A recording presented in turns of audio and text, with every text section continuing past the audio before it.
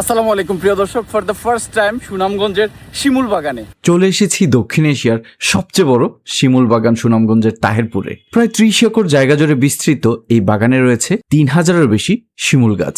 এক পাশে স্বচ্ছ জাদুকাটা নদী, অন্য পাশে ভারতের মেঘালয়ের সবুজ পাহাড়। প্রকৃতির এক অনন্য মিলনে গড়ে উঠেছে দেশের অন্যতম মনোমুগ্ধকর পর্যটন গন্তব্য। প্রতি বছর ফেব্রুয়ারি ও মার্চ মাসে শিমুল গাছগুলো টকটকে লাল ফুলে ভরে ওঠে।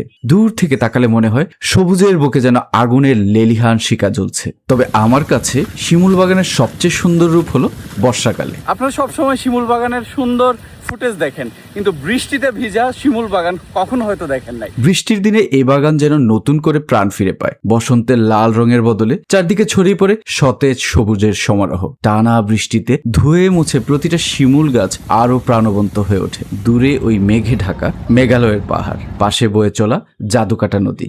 বৃষ্টিতে শিমুল বাগানের সবচেয়ে মজার বিষয় কি জানেন? দেখেন, এই পাশটা কিন্তু একেবারে ফাঁকা, মানুষজন নাই।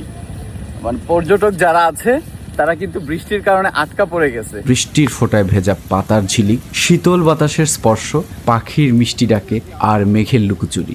যারা শুধু বসন্তের লাল শিমুল দেখেছেন, তারা বর্ষা এলে আবিষ্কার করবেন এর এক সম্পূর্ণ ভিন্ন, শান্ত, স্নিগ্ধ ও মোহনীয় রূপ। বাগানের ভেতর ঘুরতে ঘুরতে দেখা মিলবে ছোট্ট ছোট্ট কিছু প্রতিভাবান ফটোগ্রাফার। অল্প কিছু পারিশ্রমিকের বিনিময়ে তারা খুব যত্ন করে আপনার ভ্রমণের স্মৃতিগুলো ক্যামেরাবন্দি করে দিবেন। ভাগ্য ভালো থাকলে ঘোড়ায় চড়ার সুযোগও পেয়ে যেতে পারেন, লাথি মারতে পারেন ভাড়াই করা ফুটবলে। এই শিমুল বাগানটা দেখেন কতটা সিমেট্রিক লাগছে, একেবারে লাইন। এই যে এই পাশে একটা, এই পাশে একটা। আবার যদি কোনোদিন সুনামগঞ্জের এই শিমুল বাগানে ফিরে আসার সৌভাগ্য হয়, তাহলে মন থেকে একটাই প্রার্থনা থাকবে, সেদিনে যেন আকাশ ভরা মেঘ থাকে আর ঝরতে থাকে অবিরাম বৃষ্টি।